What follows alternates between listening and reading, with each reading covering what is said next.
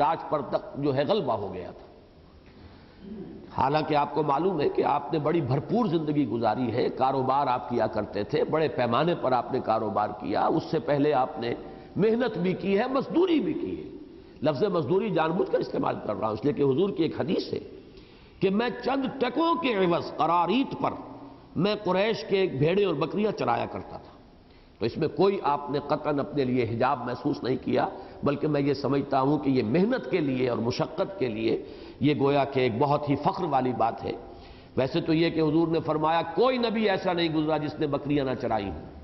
اور میں خود قریش کی بکریاں چراتا تھا۔ جب لوگوں نے کہا کہ آپ قریش کی، تو آپ نے فرمایا ہاں میں قریش کی بکریاں چراتا تھا اور چند ٹکوں کے عوض چراتا تھا۔ یعنی مزدوری جو ہے وہ کوئی قطعاً کسی درجے میں بھی انسان کے لیے توہین کی یا تذلیل والی بات نہیں ہے، معاذ اللہ، جبکہ محمد الرسول اللہ صلی اللہ علیہ وسلم نے یہ کام کیا ہے۔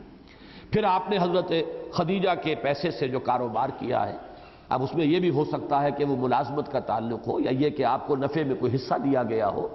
اس کے بعد آپ نے بڑے پیمانے پر کاروبار کیا حضرت خدیجہ سے جب شادی ہو گئی ہے، اور ظاہر بات ہے کہ حضرت خدیجہ کی دولت جو ہے اب آپ کے ایک طرح سے تصرف میں آئی ہے، اور انہوں نے تو حضور کے قدموں میں ڈال دیا اپنی دولت کو۔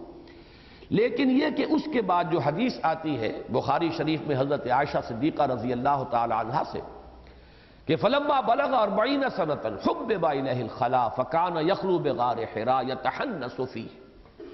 جب آپ کی عمر شریف 40 برس کے لگ بھگ ہوئی تو آپ کو خلوت گزینی محبوب ہو گئی۔ مجھے ہمیشہ اس موقع پر وہ شعر یاد آتا ہے اقبال کا کہ دنیا کی محفلوں سے اکتا گیا ہوں یا رب، کیا لطف انجمن کا جب دل ہی بجھ گیا ہو۔ یہ ایک خاص سٹیٹ آف مائنڈ ہے، مزاج کا ایک کیفیت ہے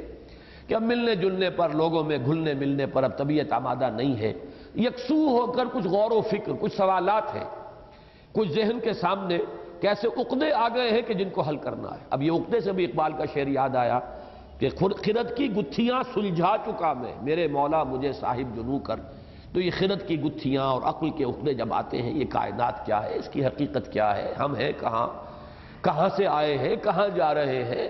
حق کیا ہے، باطل کیا ہے، خیر کیا ہے، شر کیا ہے، یہ سارے سوالات جو ہیں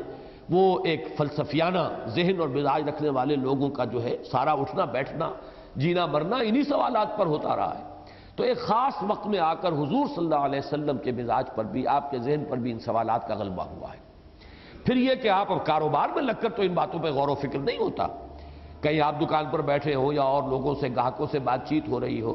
تو ایک طرح سے خلوت گزینی، یہ الفاظ حضرت عائشہ کے حبب الیہ الخلاء، اور ظاہر بات ہے کہ حضور ہی نے حضرت عائشہ کو یہ بتایا، اس لیے کہ حضرت عائشہ کی تو اس وقت پیدائش بھی نہیں ہوئی تھی، تو یہ سارے واقعات ان کے علم میں جو آئے ہیں تو حضرت عائشہ کے علم میں یقیناً حضور صلی اللہ علیہ وسلم کے بتانے سے آئے۔ حبب الیہ الخلاء، خلوت گزینی آپ کو محبوب ہو گئی، کان یخلو بغار حراء، اور غار حراء میں آپ خلوت گزینی اختیار فرماتے تھے، یتحنس فیہ، تحنس کا لفظ آیا ہے حدیث میں، ہنس کہتے ہیں گناہ کو، اور تحنس کے معنی ہے گناہ کے اثرات کو جھاڑنا،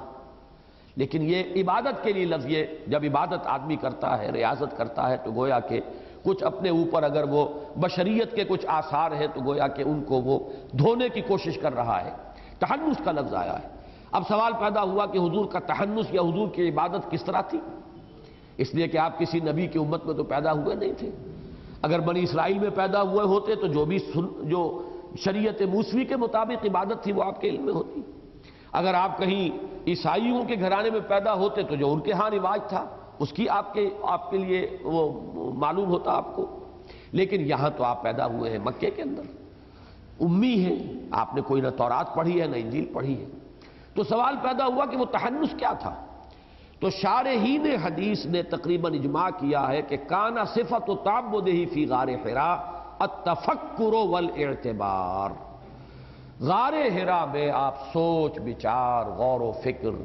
یہ وہی خرد کی گتھیاں سلجھانے کا ایک مرحلہ، یہ پوری کائنات کی جو الجھی ہوئی ڈور ہے اسے سلجھانے کی ایک کوشش، یہ ہے کہ جو آپ غار حراء میں کرتے تھے۔ اب تفکر اور تدبر جو ہے اس کا ایک نقشہ سامنے آتا ہے، جب آدمی کسی سوچ میں گم ہوتا ہے تو لوگوں سے وہ کٹتا ہے۔ ایک تو یہ کہ غار حراء ہی میں چلے گئے 5 میل آبادی سے باہر، اور دوسرا یہ کہ اگر آبادی میں لوگوں کے پاس ہے بھی کسی وجہ سے تو چادر اپنے گرد لپیٹ کر اور بالکل یکسو ہو کر کہیں چارپائی پر لیٹ گئے، یا یہ کہ کہیں بیٹھے بھی ہیں تو عربوں کا یہ رواج تھا، جیسے پٹھانوں میں اب بھی موجود، یہ چادر جو ہے بیٹھ کر کی اپنے گرد لپیٹ لیتے ہیں، کبھی چادر سے اپنے گھٹنوں کو باندھتے ہیں بیٹھتے ہوئے۔ تو یہ مختلف جو رواج ہیں جو پٹھانوں میں آج بھی نظر آتے ہیں ان کے معاشرے کے اندر، یہ سب عرب کے اندر موجود تھے۔ تو حضور کی یہ کیفیت جو ہے یا ایھا المدثر یا ایھا المزمل، یہ گویا کہ ان دونوں جگہ پر آ رہا، قم، کھڑے ہو جاؤ، یعنی اب یہ سوچ بچار کا مرحلہ گزر جانا چاہیے۔ وہ جو علامہ اقبال کا ایک شعر ہے، جو بلکہ مصرع ہی مجھے اس وقت یاد ہے، لاکھ حکیم سر بجیب ایک کلیم سر بکف۔ تو یہ جو حکیم ہیں، فلسفی ہیں، یہ تو گریبان ہی میں جھکا کر اپنے سر غور و فکری کرتے رہتے ہیں، ساری عمر اسی میں بیت جاتی ہے، اس سے اگلا مرحلہ آتا ہی نہیں۔ اے محمد صلی اللہ علیہ وسلم، اب آپ کی زندگی میں دوسرا مرحلہ آنا چاہیے، اب کھڑے ہو، اپنی جد و جہد کا آغاز کریں۔ اب یہ فکر کے اندر غلطاؤں پیچا رہنا اور غور و فکر ہی کے اندر لگے رہنا، اب اس سے باہر نکلیے، اس کیفیت سے۔ آپ کی زندگی کے اندر اب ایک انقلابی مرحلہ آ رہا ہے، اب آپ کو کمر کسنی ہے عمل کے لیے۔ البتہ عمل دو ہیں، ایک عمل جو رات کا تھا وہ سورہ مزمل میں ہے، اور ایک عمل جو دن کا تھا وہ سورہ مدثر میں ہے۔ یا ایھا المزمل قم اللیل الا قلیلا یا ایھا المدثر قم فانذر وربک فکبر۔ یہ دن کا عمل ہے، دن کی محنت ہے، دن کی بھاگ دوڑ ہے، انذار ہے، تکبیر رب ہے، اللہ کا بول بالا کرنا ہے، اس کی جد و جہد ہے، ایک رات کو کھڑے ہونا ہے اپنے رب کے حضور میں۔ تو یہ دونوں در حقیقت عمل کی مشکل ترین صورتیں ہیں، لیکن یہ کہ بڑی خوبصورت تقسیم ہو گئی، اسی لیے میں نے کہا تھا حسین ترین جوڑا ہے، یہ نہایت نمایاں ہے جوڑا ہونا اس کا، اور حسین ترین کہ یا ایھا المزمل قم یا ایھا المدثر قم۔ لیکن ایک قم کیا ہے؟ قم اللیل الا قلیلا، یہ رات کی ایک ریاضت ہے، ایک جد و جہد ہے، ایک مشقت ہے۔ اور دوسرا قم کیا ہے؟ قم فانذر وربک فکبر۔ اب انذار کا عمل شروع کیجئے اور تکبیر رب کے لیے اپنے ہتھیلی پر اپنی جان رکھ کر میدان میں آ جائیے۔ تو میرے نزدیک جو مناسب ترین ہے اس پس منظر کے ساتھ مزمل اور مدثر کا مفہوم، کہ غور و فکر، سوچ بچار، فلسفیانہ تدبر و تفکر، اس میں جو کیفیت تھی محمد الرسول اللہ صلی اللہ علیہ وسلم کی، اب ان دونوں صورتوں میں جو حکم دیا جا رہا ہے اس لفظ کے حوالے سے وہ یہ ہے کہ اب یہ دور آپ کی زندگی کا ختم ہونا چاہیے، اب تو آپ کمر کس کے عمل کی دنیا کے اندر اور جد و جہد کی دنیا میں آئیے۔ دوسری رائے یہ ہے کہ آغاز وحی جب ہوا ہے حضور پر، تو چونکہ بعض روایات میں اس کی صراحت آئی ہے، تفصیل آئی ہے کہ حضور پر بڑی دہشت طاری ہوئی۔ چنانچہ جب پہلی وحی آئی ہے غار حرا میں،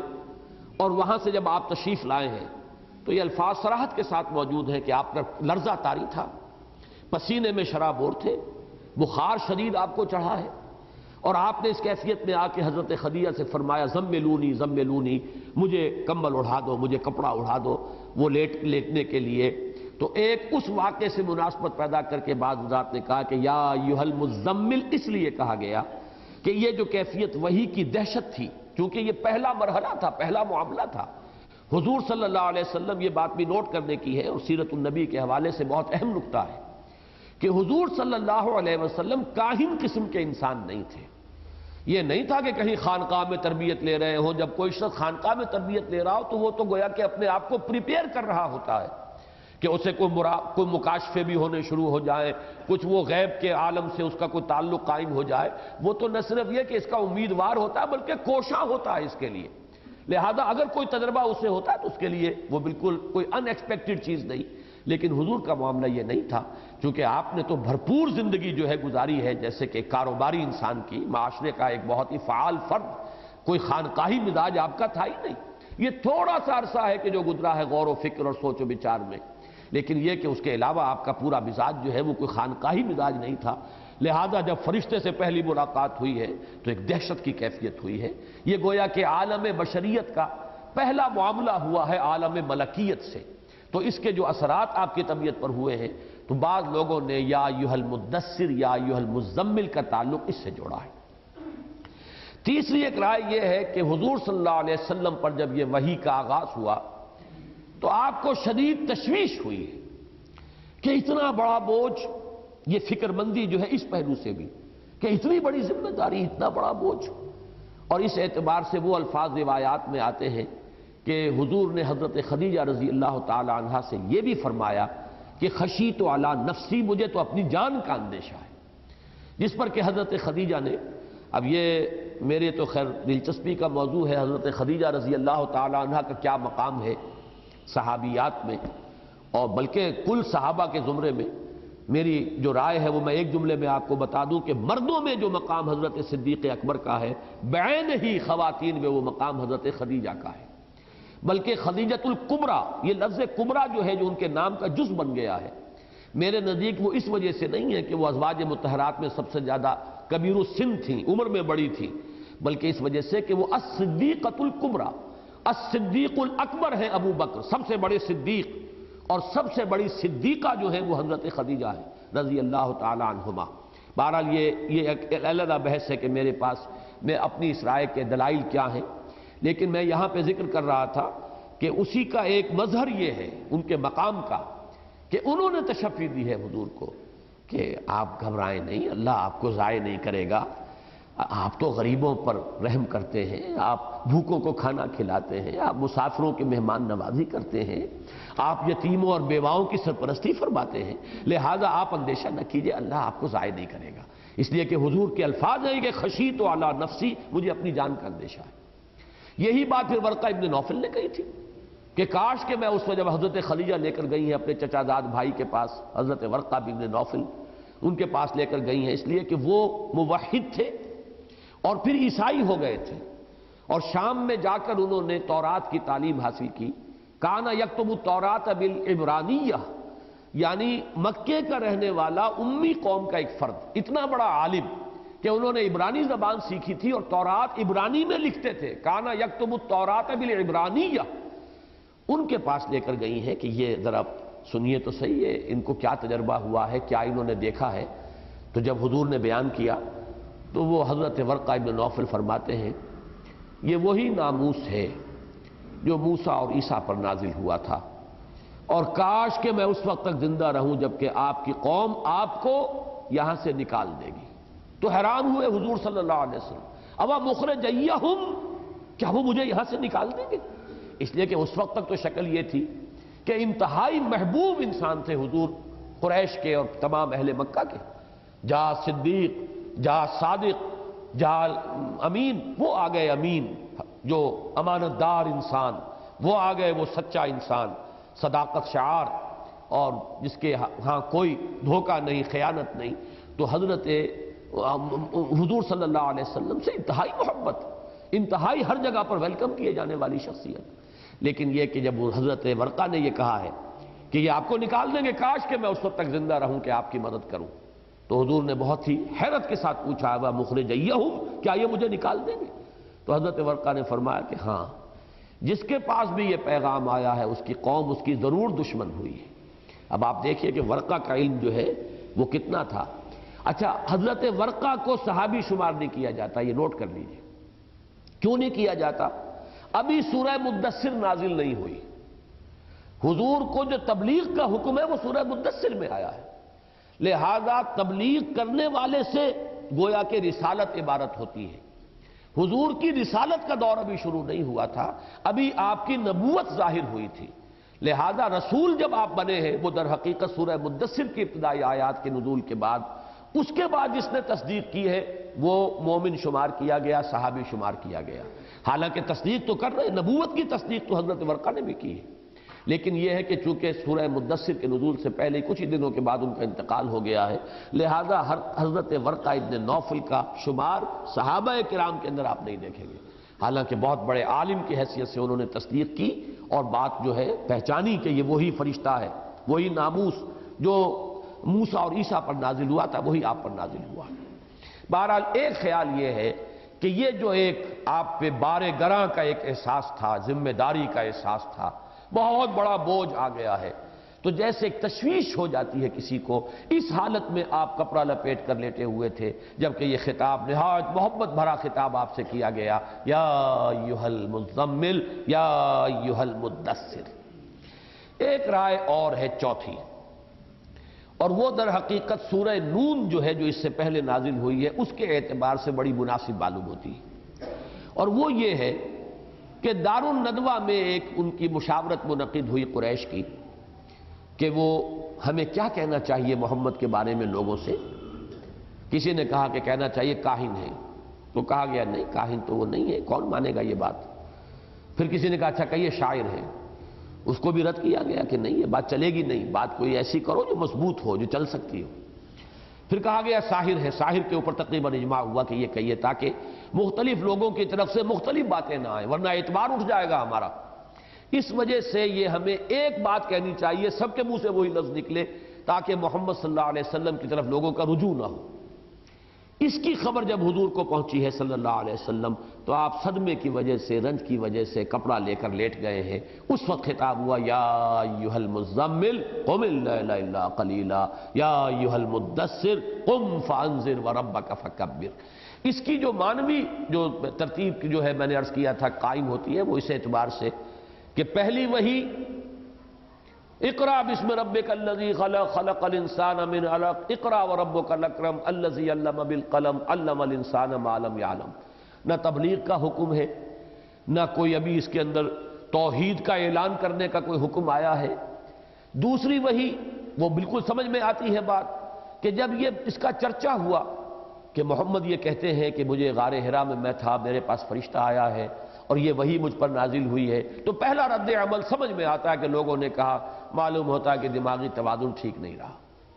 شاید جسے ہماری الفاظ میں کولوکیل زبان میں کہتے ہیں معلوم ہوتا ہے کوئی خشکی چڑھ گئی دماغ کو۔ یہ بڑے لمبے لمبے مراقبے وہاں کرتے تھے، جا کر بیٹھتے تھے، معلوم ہوتا ہے کہ یا کسی نے کہا کہ شاید کوئی جن آ گیا، وہاں جن کا سایہ ہو گیا، آسیب ہو گیا، آسیب زدہ ہو گئے، مجنون ہو گئے، اور اس پر وہ وحی اتری نون والقلم وما یسطرون ما انت بنعمت ربک بمجنون وان لک لاجرا غیر ممنون وانک لعلی خلق عظیم فستبصر ویبصرون بایکم المفتون۔ تو یہ ایک بہت ہی منطقی ترتیب ہے،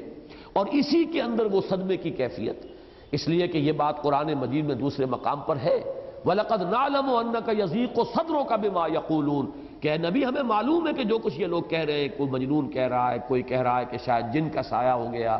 آسیب آ گیا، کوئی کہتا ہے کہ شاید دماغی توازن بگڑ گیا، ان باتوں سے آپ کو صدمہ پہنچتا ہے، ہمیں معلوم ہے کہ آپ کا سینہ بھجتا ہے۔ تو اس کیفیت میں حضور اگر کپڑا لے کر لیٹ گئے ہوں صلی اللہ علیہ وسلم تو یہ بات بھی قرین عقل اور قرین قیاس ہے۔ یہ چار آراء ہیں، لیکن میرا ذاتی رجحان جو ہے یا ایھا المدثر اور یا ایھا المزمل دونوں کے بارے میں وہ ہے جو پہلی بات میں عرض کر چکا ہوں کہ اے نبی اب یہ غور و فکر، یہ لاکھ حکیم سر بجیب والی کیفیت اب ختم ہونی چاہیے، ایک کلیم سر بکف۔ اب تو آپ کی زندگی کا وہ دور شروع ہو جانا چاہیے، اب سر بکف ہو کر میدان میں آئیے اور جد و جہد عملاً شروع کیجئے۔ اور اس کے دو پہلو ہیں قم اللیل الا قلیلا اور قم فانذر وربک فکبر، واللہ اعلم۔ یا ایھا المزمل، اس میں ایک بات اور نوٹ کر لیجئے کہ حضور صلی اللہ علیہ وسلم نے ایک موقع پر اسی طرح پیار بھرا خطاب حضرت علی سے فرمایا تھا۔ حضرت علی حضرت فاطمہ سے کچھ ناراض ہو کر، جیسے گھروں کے اندر ہو جاتا ہے میاں بیوی میں شکر رنجی ہوئی، کوئی ناراض ہو کر اور چلے گئے گھر سے باہر، مسجد میں جا کر لیٹ گئے۔ ظاہر بات ہے وہاں قالین بچھے ہوئے تو تھے نہیں، وہ خاک پر لیٹے زمین کے اوپر،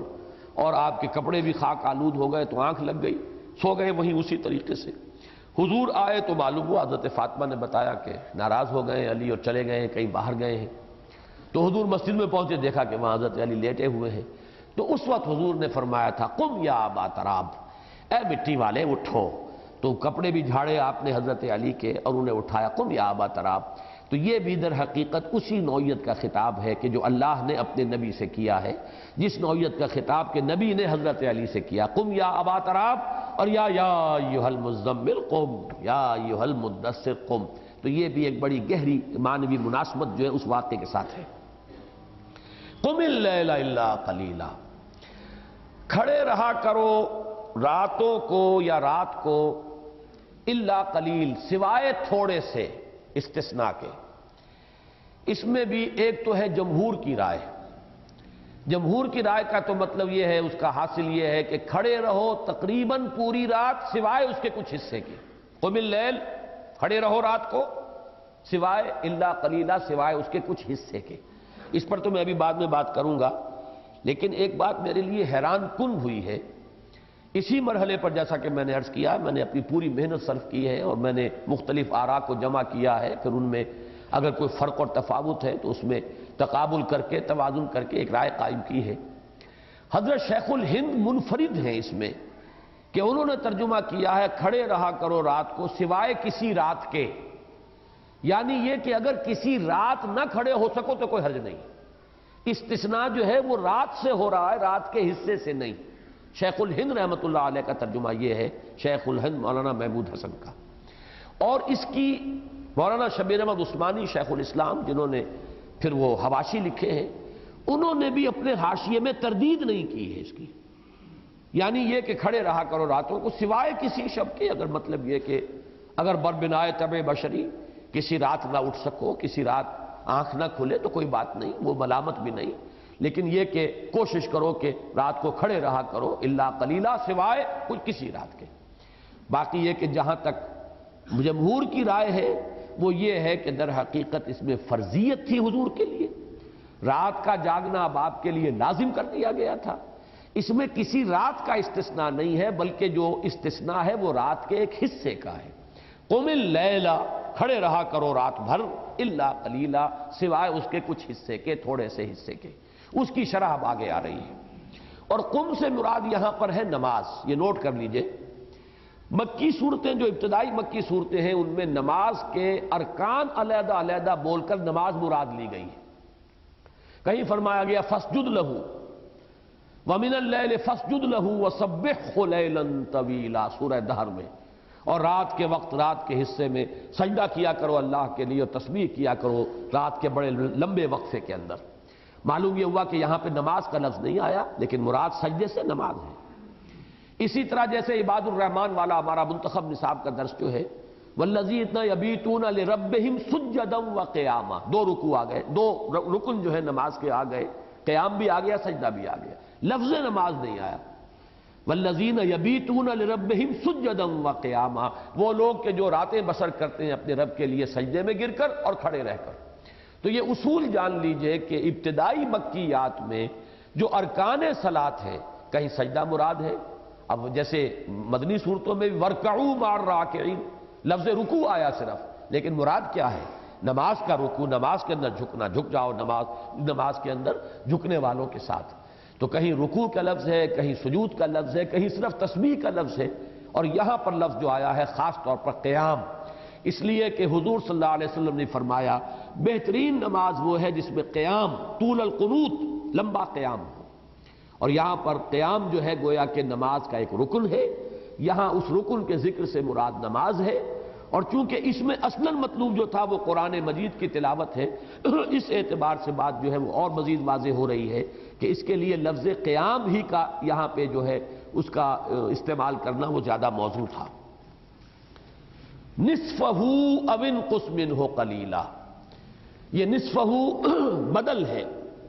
اگرچہ اہل نحو کی دو رائے ہیں، یہ اللیل سے بدل ہے یا الا قلیلا سے بدل ہے۔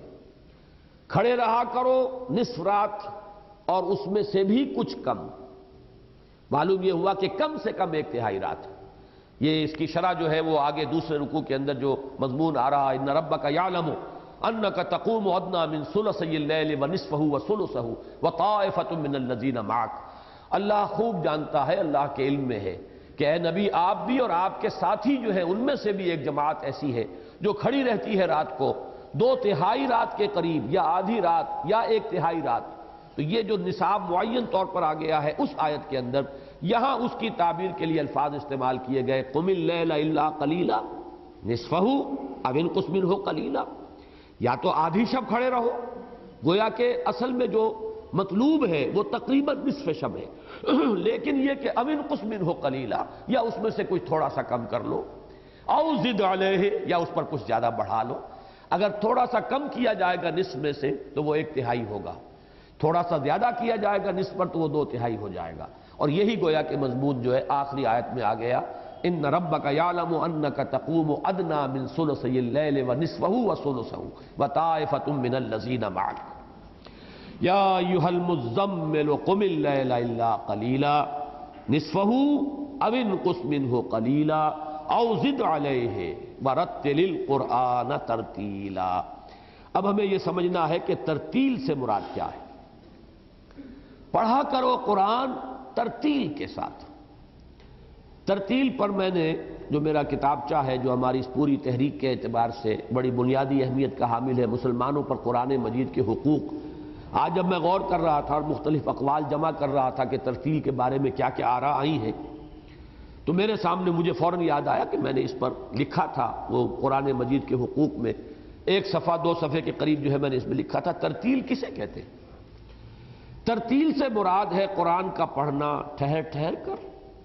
وقفہ دے کر، غور کرتے ہوئے، تدبر کرتے ہوئے، اس کی کیفیات کو اپنے اندر جذب کرتے ہوئے، نتیجتاً اس کا ایک جو نتیجہ نکلنا چاہیے، اگر عذاب کی آیت آئی ہے تو انسان پر رقت طاری ہو جائے اور اللہ سے وہ فوراً پناہ طلب کرے، اللہ تعالیٰ سے مغفرت استغفار کرے، اور اگر اللہ تعالیٰ کی طرف سے انعام کی آیت آئی ہے تو اس کا سوال کرے، اس کے لیے درخواست جو ہے اللہ کی جناب میں پیش کرے۔ یہ کیفیات جو ہے یہ پیدا ہوں گی جبکہ ایک ایک لفظ کو ٹھہر ٹھہر کر اطمینان کے ساتھ آیات پر وقف کرتے ہوئے قرآن مجید کی تلاوت کی جائے گی۔ رتل القرآن ترتیلا، یہ ہے حکم کہ جو نبی اکرم صلی اللہ علیہ وسلم کو دیا گیا ہے۔ اس کے ضمن میں ایک تو میں نے یہاں واقعات نقل کیے ہیں ابن عربی رحمۃ اللہ علیہ۔ ایک ابن عربی تو وہ ہیں جو صوفی ہیں اور جن سے بہت سے لوگوں کو شریر اختلاف بھی ہے، بڑی ہی ایک کنٹروورشیل شخصیت ہے ابن عربی۔ لیکن ایک ابن عربی اور ہے اس وقت جن کا میں ذکر کر رہا ہوں، وہ ہے مفسر قرآن ہے اور ان کی تفسیر ہے احکام القرآن۔ انہوں نے قرآن مجید کی صرف ان آیات کو لیا ہے کہ جن میں کوئی حکم آیا ہے۔ قرآن مجید میں قصص بھی ہے، قرآن مجید میں بحث و مباحثہ بھی ہے، مجادلہ بھی ہے، جہاں کوئی حکم آیا ہے تو ان آیات کی تفسیر کی ہے۔ یہ احکام القرآن، یہ بھی تفسیر کی ایک خاص قسم ہے، اور متعدد حضرات نے، جساس نے کتاب لکھی احکام القرآن، اسی طرح ابن عربی جو ہے انہوں نے کتاب لکھی ہے۔ انہوں نے یہ لکھا ہے، حضرت حسن سے روایت کی ہے کہ ایک مرتبہ حضور صلی اللہ علیہ وسلم کا گزر ایک ایسے شخص پر ہوا جو قرآن مجید اس طرح پڑھ رہا تھا کہ ایک ایک آیت پڑھتا جاتا تھا اور روتا جاتا تھا۔ اس پر حضور نے صحابہ سے فرمایا، کیا تم نے اللہ تعالیٰ کا قول مبارک وَرَتِّلِ الْقُرْآنَ تَرْتِیلًا نہیں سنا؟ دیکھ لو، یہ ہے ترتیل۔ قرآن مجید کو بطریق ترتیل تلاوت کرنے ہی کا حکم ہے۔ حضور کے اس فرمان میں بھی اُتْلُوُا الْقُرْآنَ وَابْکُوا، قرآن پڑھو اور رویا کرو، یعنی یہ کہ اگر تم اس کی کیفیات کو اپنے اندر جذب کرو گے۔ ایک تو خیر وہ ہے قرآن مجید کی تلاوت جو ہمارے ہاں تراویح میں حفاظ کرام کرتے ہیں، وہ تو اللہ مجھے معاف فرمائے اگر میں غلط کہہ رہا ہوں، میرے نزدیک وہ قرآن کی توہین ہے اور قرآن مجید کے ساتھ بے ادبی اور گستاخی والا سلوک ہے جو اکثر و بیشتر مساجد میں ہوتا ہے۔ بہرحال وہ ایک علیحدہ بحث ہے۔ ویسے بھی جب آدمی پاٹھ پڑھ رہا ہوتا ہے اور پیش نظر ہوتا ہے صرف حصول ثواب، اس میں تاثر لینا تو پیش نظر ہی نہیں، نہ اس پر غور کرنا ہے، نہ اس میں سوچنا ہے، بلکہ وہ تو یہ کہ کوانٹٹی وائز وہ حدیث سامنے ہے کہ ہر حرف کے اوپر 10 نیکیوں کا ثواب ملتا ہے، وہ حدیث اپنی جگہ ہے، میں اس کا انکار نہیں کر رہا، لیکن یہ کہ دوسری حدیثیں بھی تو ہیں کہ قرآن میں تدبر کرو، قرآن میں غور کرو، قرآن کو سمجھو۔ یہ ساری حدیثیں، یا جیسے کہ حضور صلی اللہ علیہ وسلم نے فرمایا، یا اہل القرآن لا تتوسدوا القرآن، اے قرآن والو قرآن کا تکیہ نہ بنا لو، قرآن کو پس پشت نہ ڈال دو، قرآن پر صرف فخر ہی نہ کر کے رہو کہ بس ہمارے پاس قرآن ہے، اسے اپنا تکیہ نہ بنا لو۔ وَاتْلُوهُ حَقَّ تِلَاوَتِهِ فِي آنَاءِ اللَّيْلِ وَالنَّهَارِ، اسے پڑھا کرو جیسے کہ پڑھنے کا حق ہے، رات کے اوقات میں بھی، دن کے اوقات میں بھی۔ وَافْشُوهُ وَتَغَنَّوْهُ، اسے پھیلاؤ، دنیا میں پہنچاؤ، چار دانگے عالم تک اس کی تبلیغ کرو، اس کو پڑھو بہت ہی خوش الحانی کے ساتھ، یا یہ کہ اس کو سمجھو کہ سب سے بڑی دولت دنیا کی یہ ہے جو اللہ نے ہمیں دے دی ہے۔ تغنّو کے دونوں معنی ہیں۔ اور اس کے بعد وَتَدَبَّرُوا فِيهِ لَعَلَّكُمْ تُفْلِحُونَ، اور تدبر کرو، غور و فکر کرو تاکہ تم فلاح پاؤ۔ تو جہاں وہ حدیث اپنی جگہ پر ہے کہ ہر حرف پر 10 نیکیاں ملتی ہیں، اور اس میں حضور نے فرمایا کہ یہ میں نہیں کہتا کہ الف لام میم ایک حرف ہے، الف علیحدہ حرف ہے، لام علیحدہ حرف ہے، میم علیحدہ حرف ہے۔ گویا کہ جب ایک بندہ تلاوت کرتے ہوئے الف لام میم پڑھتا ہے تو 30 نیکیاں اس کے حساب میں درج ہوتی ہیں۔ میں اس حدیث کو صحیح مانتا ہوں اور میں سمجھتا ہوں کہ 100% درست بات ہے جو حضور نے فرمائی، لیکن اس کے ساتھ ان حدیثوں کو بھی جمع کریں، اس حدیث کو بھی سامنے رکھے کہ ما آمن بالقرآن من استحل محارمہ، جس شخص نے قرآن کی حرام کردہ کسی شے کو اپنے لیے حلال کر لیا، اس کا قرآن پر کوئی ایمان نہیں ہے، ثواب کہاں سے آئے گا؟ ایمان کی نفی ہو رہی۔ تو ان تمام احادیث کو جمع کیجئے تو قرآن پر تدبر، اس کی تلاوت، اس کی ترتیل اس انداز میں کہ اس کی کیفیات کو جذب کیا جائے۔ وہ جس کو اقبال نے کہا ہے تیرے ضمیر پہ جب تک نہ ہو نزول کتاب، گرہ کشا ہے نہ راضی نہ صاحب کشاف، جب تک کہ تمہارے قلب پر اس کا نزول نہیں ہوتا، صرف حصول ثواب یا ایصال ثواب جو ہے اس کا تم نے اس کو اعلیٰ بنا لیا، یہ تو تمہارے اندر جذب ہونا چاہیے، تمہارے دل پر اترے، تمہارے ذہن میں اترے، تمہارے قلب پر نازل ہو، تب در حقیقت اس سے شخصیت کے اندر انقلاب آئے گا، انسان کی پوری سیرت اور اخلاق جو ہے تبدیل ہو کر رہ جائے گی، انسان کی پوری شخصیت بدل جائے گی۔ تو حضور نے فرمایا یہ ہے ترتیل۔ اور بعض روایات میں آتا ہے خود حضور جب رات کے وقت نماز پڑھتے تھے، اور یہ جس کا حکم دیا جا رہا ہے قم اللیل الا قلیلا، تو آپ کی سینہ مبارک سے ایسے آواز آتی تھی جیسے کہ کوئی ہانڈی جو ہے چولہے کے اوپر چڑھی ہوئی ہو، تو جب وہ اس کے اندر جوش آتا ہے تو جو آواز اس ہانڈی کے اندر سے آتی ہے اس طرح کی آواز، ایک طرح کا گریہ کی کیفیت جو ہے اور جذبات کے اندر جو ایک صورت بنتی ہے، وہ حضور صلی اللہ علیہ وسلم کی سینہ مبارک سے بھی وہ آواز جو ہے آتی تھی جبکہ آپ رات کو کھڑے ہو کر قرآن کی تلاوت فرماتے تھے۔ اس کے ساتھ ایک بات اور نوٹ کیجئے، یہ ترتیل کا لفظ جو قرآن مجید میں آیا ہے، یہ سورہ فرقان میں ایک اعتراض نقل کیا گیا، وَقَالَ الَّذِينَ كَفَرُوا لَوْلَا نُزِّلَ عَلَيْهِ الْقُرْآنُ جُمْلَةً وَاحِدَةً، اعتراض کیا کافروں نے کہ یہ قرآن محمد پر صلی اللہ علیہ وسلم پورا کا پورا یکبارگی کیوں نازل نہیں ہو گیا، یہ تھوڑا تھوڑا کر کے کیوں اتر رہا ہے؟ اس کا جواب جو دیا گیا غور کیجئے، كَذَلِكَ لِنُثَبِّتَ بِهِ فُؤَادَكَ وَرَتَّلْنَاهُ تَرْتِيلًا، یہ اس لیے کہ ہم اس کے ذریعے سے آپ کے دل کو جماؤ عطا کریں، اور ہم نے خود اسے تھوڑا تھوڑا کر کے اتارا ہے۔ تو اللہ تعالیٰ نے بھی ترتیل کے طور پر نازل فرمایا قرآن کو، اور محمد کو بھی حکم ہو رہا ہے صلی اللہ علیہ وسلم، اور آپ کی وساطت سے ہم سب کو حکم ہو رہا ہے کہ قرآن کو پڑھو بطریق ترتیل، رتل القرآن ترتیلا، قرآن کو پڑھو بطریق ترتیل، ورتلناہ ترتیلا، ہم نے خود جو نازل کیا ہے اے محمد صلی اللہ علیہ وسلم آپ پر یہ قرآن مجید، تو ہم نے تھوڑا تھوڑا کر کے اتارا ہے۔ اس پورے قرآن مجید کا تحمل جو ہے ایک یکبارگی، یہ شاید حضور صلی اللہ علیہ وسلم کے لیے بھی مشکل ہوتا، لہذا كَذَلِكَ لِنُثَبِّتَ بِهِ فُؤَادَكَ، تھوڑا تھوڑا قرآن نازل ہو، تحمل پیدا ہوتا چلا جائے، آپ کا دل جمتا چلا جائے، تاکہ ہم اس کے ذریعے سے آپ کے دل کو جماؤ عطا کریں۔ معلوم ہوا کہ در حقیقت تثبیت قلبی کا سب سے بڑا ذریعہ ترتیل قرآن ہے، وَرَتِّلِ الْقُرْآنَ تَرْتِيلًا۔ اس میں ایک اعتراض آتا ہے، عقلی طور پر وارد ہوتا ہے، اور وہ یہ ہے کہ اس قدر اہمیت کے ساتھ حکم دیا جا رہا ہے کہ رات، آدھی آدھی رات، 2/3 رات یا 1/3 رات کھڑے رہو، قرآن کی ترتیل کرو، جبکہ اگر یہ بات مان لی جائے کہ یہ تیسری وحی ہے تو قرآن مجید تو ابھی گویا کہ حضور صلی اللہ علیہ وسلم کے پاس ہے ہی نہیں، بہت تھوڑا سا قرآن ہے۔ اور اس سے میں یہ نتیجہ اخذ کرتا ہوں کہ در حقیقت یہاں ریپیٹ کرنا،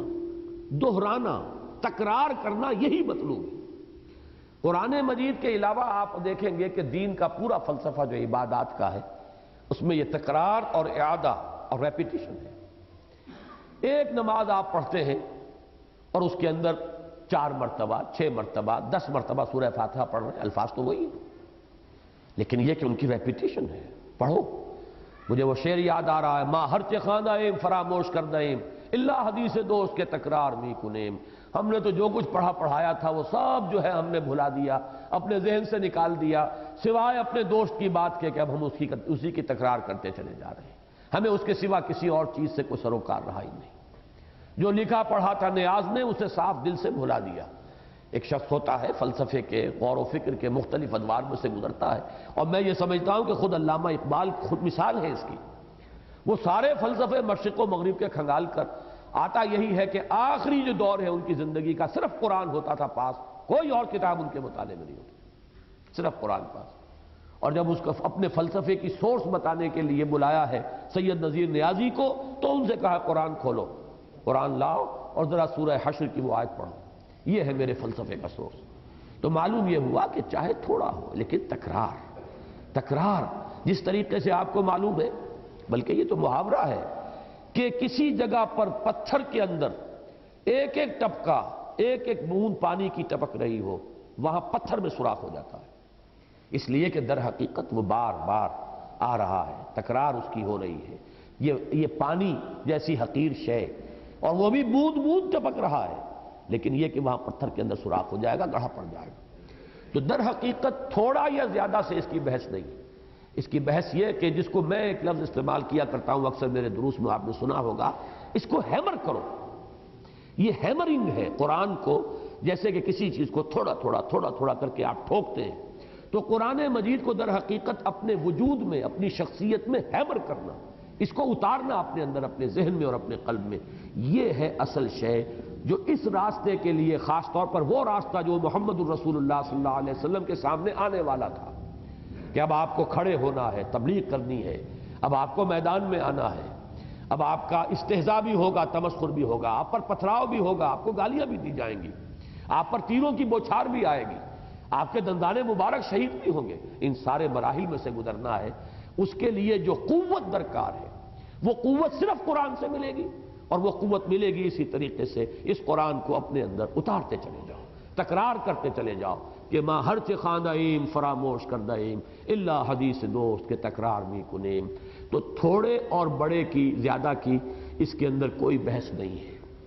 ایک ہی اگر اترا ہوا کلمہ طیبہ ہی اترا ہوا ہوتا اس وقت، لا الہ الا اللہ، اگر اسی کی تکرار ہوتی، اس کی اپنی کیفیت ہے، اس کے اپنے اثرات ہیں، اس کے نتائج نکلتے ہیں۔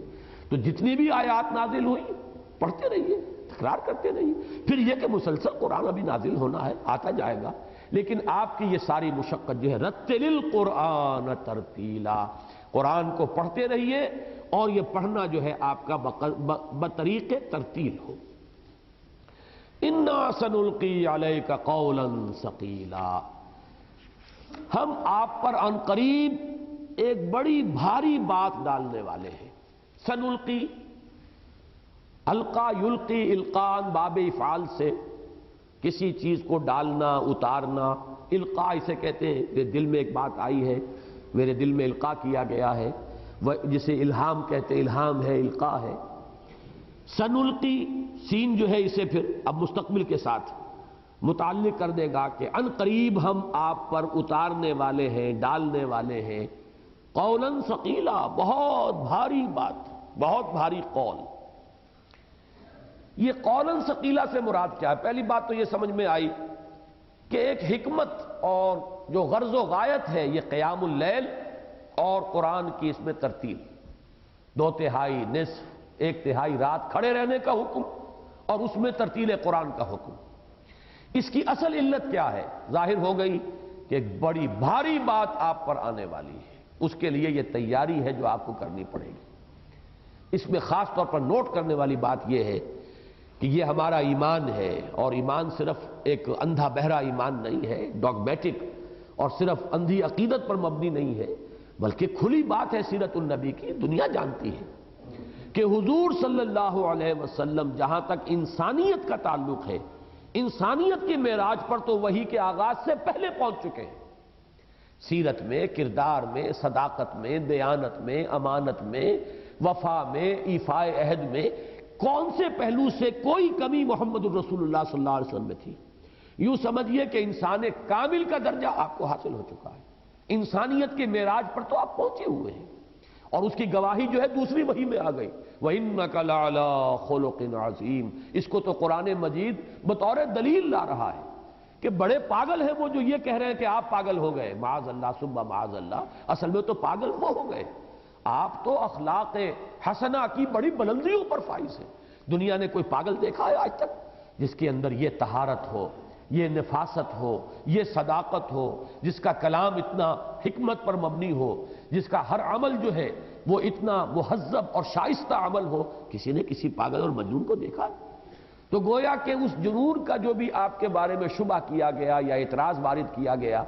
اس کے جو توڑ کے لیے دلیل قرآن لایا وہ یہی ہے، وَإِنَّكَ لَعَلَىٰ خُلُقٍ عَظِيمٍ، آپ تو بہت بڑے اونچے مرتبہ اخلاق پر فائز ہیں۔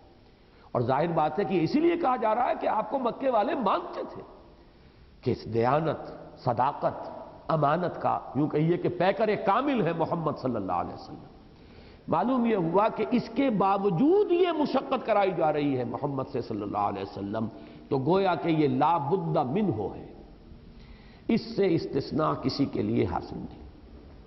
اگر آپ کو یہ مشقت جھیلنی پڑ رہی، قُمِ اللَّيْلَ إِلَّا قَلِيلًا نِصْفَهُ أَوِ انقُصْ مِنْهُ قَلِيلًا أَوْ زِدْ عَلَيْهِ وَرَتِّلِ الْقُرْآنَ تَرْتِيلًا، تو جو آپ کے نقش قدم پر چلنا چاہتا ہو وہ اس سے مستثنیٰ ہو جائے، یہ ناممکنات میں سے ہے، جبکہ ہم تو ظاہر بات ہے کہ اس مرتبہ انسانیت کو بھی نہیں پہنچے ہوئے، ہمارے اندر تو وہ سارے جو شرور نفس ہیں وہ موجود ہیں، ہمارے اندر تو تمام جو رذائل ہو سکتے ہیں اپنے رجحانات میں، اپنی پسند و ناپسند میں، وہ سب موجود ہیں۔ تو معلوم یہ ہوا کہ جب محمد الرسول اللہ صلی اللہ علیہ وسلم کو اس لیے کہ اِنَّا سَنُلْقِي عَلَيْكَ قَوْلًا ثَقِيلًا،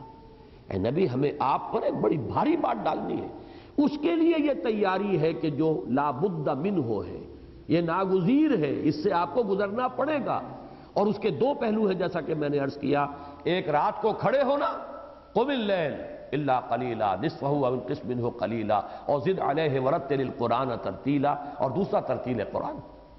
کھڑا ہونا مجرد کھڑا ہونا نہیں ہے، وہ تو ایک جسمانی مشقت بھی ہو سکتی ہے، صرف ایک ریاضت نفسانی بھی ہو سکتی ہے، اپنے نفس کے تقاضوں کو کچلنے کی ایک ریاضت ہو سکتی ہے، جیسے کہ جتنے ہندو یوگی ہیں نہ معلوم کیسی کیسی تپسیائیں اور ریاضتیں وہ کرتے رہے ہیں، لیکن محمد الرسول اللہ صلی اللہ علیہ وسلم کے لیے یہ صرف ایک جسمانی ریاضت نہیں تھی، صرف اپنے ایک جو تقاضے ہیں نفس کے ان کے خلاف ایک مشقت نہیں تھی، مشق نہیں تھی، بلکہ اس کا دوسرا مثبت پہلو جو ہے وَرَتِّلِ الْقُرْآنَ تَرْتِيلًا، قرآن کو اتارو، اپنے اندر اتارو، اپنے اندر جذب کرو، اپنے وجود کے اندر اتارو۔ اور یہ بھی جیسا کہ میں نے بارہا آپ سے کہا ہے، یہ تصور مجھے اقبال کے سوا کہیں نہیں ملا، قرآن کو اندر اتارنا، چوں بجاں در رفت جہاں دیگر شود،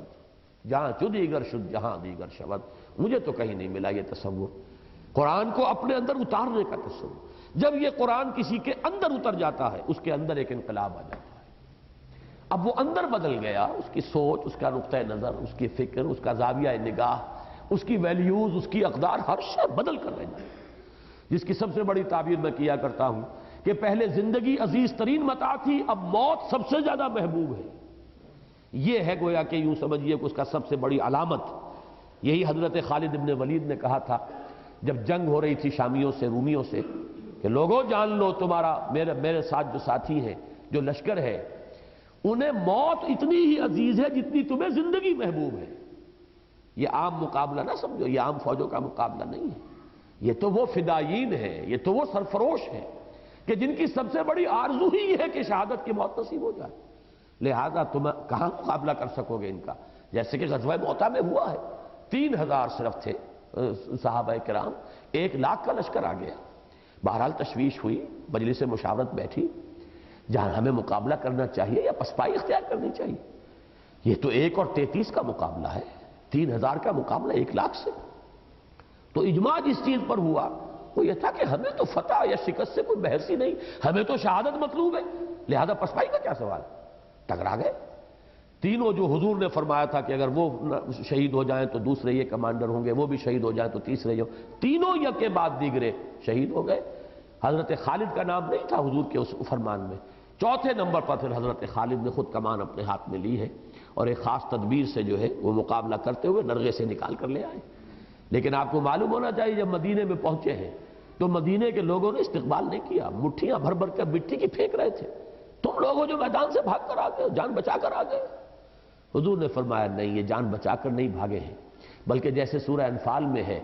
کہ یہ تو در حقیقت اپنے اصل لشکر کی طرف لوٹے ہیں تاکہ دوبارہ تقویت حاصل کر کے اور پھر حملہ کریں، جان بچا کر بھاگے نہیں ہیں، بلکہ یہ تو متحیزاً لقتال، اور متحیزن الی فئۃ، مجھے صحیح الفاظ اس وقت یاد نہیں ہے.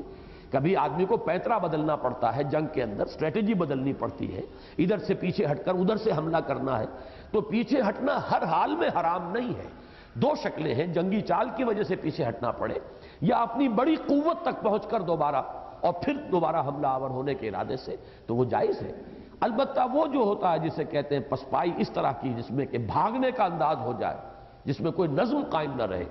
یہ جو ریٹریٹ ہوتی ہے، ڈسپلنڈ ریٹریٹ، آرڈرلی ریٹریٹ، یہ اور شے ہے، اور بھاگ جانا اور فرار بالکل دوسری شے ہے. بہرحال وہاں پر مدینے کے مسلمانوں نے پھر بھی، یعنی جب تک حضور نے یہ بات نہیں فرمائی کہ نہیں یہ بھاگ کر نہیں آئے، اس وقت تک وہ مٹی بھر بھر کے مٹھی میں پھینک رہے تھے.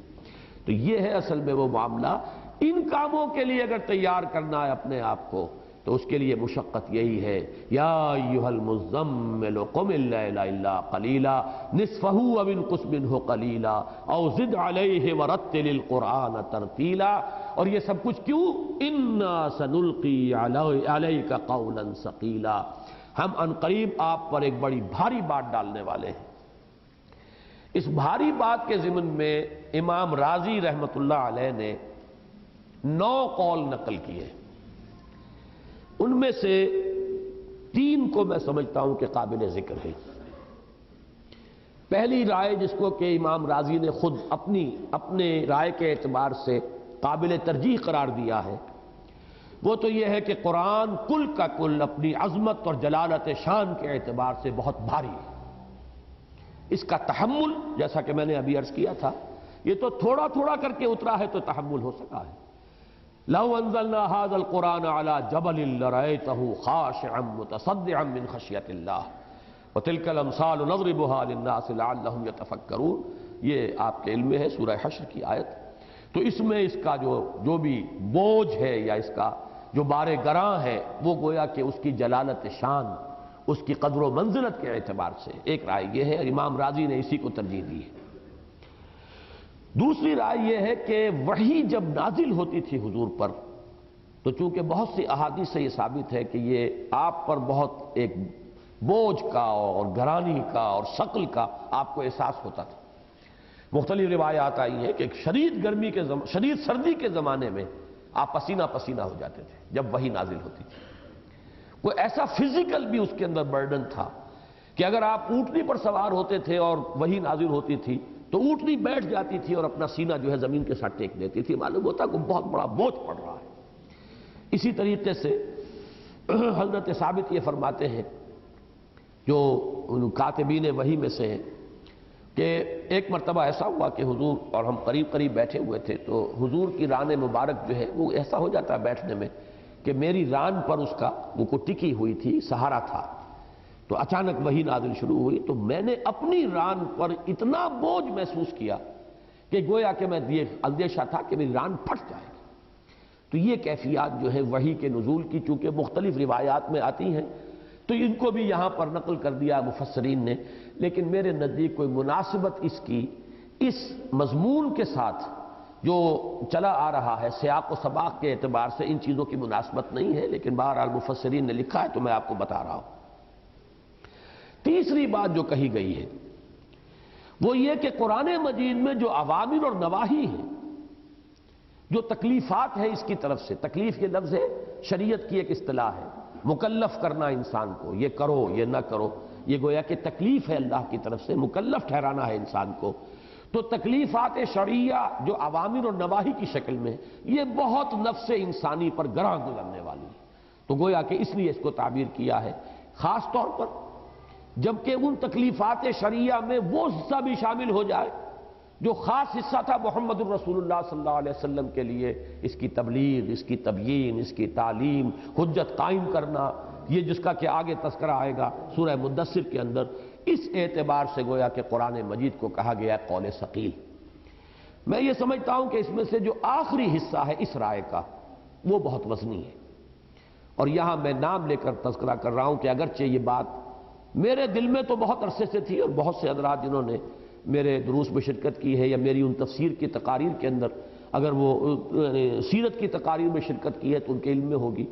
کہ میں نے قولاً ثقیلا کا مصداق قرار دیا ہے سورہ مدثر کی آیات کو. اور اس اعتبار سے یہ موضوع ترین ہے، اور مجھے جو تائید ملی ہے وہ یہ کہ مولانا فراہی رحمۃ اللہ علیہ کی بھی یہی رائے تھی، اور مولانا اصلاحی صاحب نے بھی بالجزم اسی رائے کا اظہار کیا ہے۔ وہ یہ ہے کہ در حقیقت یہ خبر دی جا رہی ہے پوائنٹڈلی اس حکم کی طرف جو سورہ مدثر میں آنے والا تھا کہ یا ایھا المدثر قم فانذر وربک فکبر، یہ بہت بھاری حکم تھا۔ باقی اوامر اور نواہی وہ اتنے بھاری نہیں ہیں، وہ تو یہ ہے کہ تھوڑی سی محنت آدمی کرتا ہے تو نماز کی اتنی عادت آدمی کو پڑ جاتی ہے کہ نہ پڑھنا مشکل ہوتا ہے، اس کے لیے بے چین ہو جاتا ہے آدمی۔ اس کو تو بلکہ شاہ ولی اللہ دہلوی رحمۃ اللہ علیہ نے تو اس کو آفات میں سے شمار کیا ہے کہ جب عبادت عادت بن جاتی ہے تو عبادت کا جو اثر ہے وہ باقی نہیں رہتا، اس لیے کہ عادتاً آپ کر رہے ہیں۔ جیسے کسی کو کسی شے کی عادت ہو گئی ہے، کوئی کھانے کی یا پینے کی کوئی شے ہے، اب اگر وہ نہیں کر رہا ہے، وہ نہیں کھانے کو مل رہی ہے وہ شے، تو طبیعت میں بے چینی ہوگی، تو گویا کہ اپنی اس بے چینی کے ہاتھوں مجبور ہو کر وہ شے وہ کھا رہا ہے۔ اسی طریقے سے نماز ہو، کوئی اور دوسری عبادات ہو، ذکر اور اذکار ہو، اوراد ہو، جب ان پر مداومت ہوتی ہے تو یہ اس طرح عادت بن جاتی ہے انسان کی کہ پھر عادتاً آدمی اس کو کرتا ہے، پھر ان میں وہ تاثیر نہیں رہتی جو شروع میں ہوتی ہے، جبکہ نفس کے خلاف کشمکش کرتے ہوئے، مرغوبات نفس کی قربانی دیتے ہوئے جب آدمی نماز پڑھ رہا ہو یا کسی چیز کو چھوڑ رہا ہو یا کوئی حکم جو ہے اس پر عمل کر رہا ہو، تو جو مجاہدہ مان نفس اس وقت ہوتا ہے، جب وہ عادت بن گئی تو اب مجاہدہ مان نفس رہا ہی نہیں۔ تو اس کو شاہ ولی اللہ دہلوی رحمۃ اللہ علیہ نے اس کو عبادت کی آفات میں شمار کیا ہے، یعنی عبادت کے لیے یہ شے مصیبت بن جاتی ہے کہ وہ عادت بن جائے۔ تو عبادت کا عادت بن جانا یہ بالکل جانی پہچانی بات ہے۔ تو تکلیفات شرعیہ جو عام ہیں اوامر و نواہی کی، ان میں وہ بات نہیں ہے، لیکن تبلیغ اور اقامت دین کی جد و جہد، اس میں تو ہر روز نئی تکلیف ہے، ہر روز نئی صورتحال سے سابقہ پیش آئے گا، ہر روز نئے پرابلمز ہوں گے، ہر روز ایسا ہوگا، کبھی دشمن جو ہے سامنے سے وار کر رہا تھا اور کبھی کوئی اپنا دوست جو ہے وہ اندر سے ڈنک مارے گا، وہ سمارے آستین بن جائے گا، جو بظاہر دوست بنا پھرتا ہے۔ عبداللہ ابن ابی کون تھا؟ وہ تو دوست تھا بظاہر، ایسا چودھری تھا کھڑا ہو کر مسجد کے اندر، جب حضور جمعے کا خطبہ دینے کے لیے جب آپ کھڑے ہوتے تھے تو پہلے خود کھڑا ہوتا تھا چونکہ چودھری تھا۔ مدینے کے اندر سب سے بڑا قبیلہ جو ہے وہ خزرج کا تھا، اور خزرج کا وہ سردار تھا، اسے تو بادشاہ بنانے کا فیصلہ کر چکے تھے حضور کی آمد سے قبل، تاج بن چکا تھا، سونے کا تاج، بس تاج پوشی ہونی باقی تھی کہ حضور تشریف لے آئے، آپ بے تاج بادشاہ بن گئے مدینہ منورہ کے، تو اب اس کے وہ خواب سارے جو ہے وہ پراگندہ ہو گئے، اس لیے اس کے دل میں دشمنی تھی، لیکن اتنا تھا وہ منافق، اس کی نفاق کی کیفیت کہ جب حضور خطبہ